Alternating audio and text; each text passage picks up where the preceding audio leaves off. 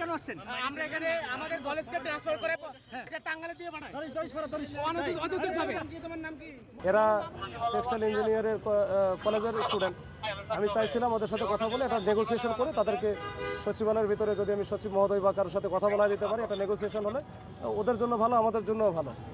কিন্তু ওরা কোনোভাবেই শুনবে না। তো ওই উপদেষ্টা মহোদয়কে তার সামনে আসতে হবে তাদের, তারপরে তারা যাবে, তার আগে যাবে না। এরকম একটা অবস্থা যখন বেশি অ্যানয়েড হয়েছে তখন আমরা পানিটা মেরে জাস্ট ডিসপার্সের জন্য, যে স্টুডেন্ট মানুষ যারা ডিসপার্স হয়ে যেন চলে যায়।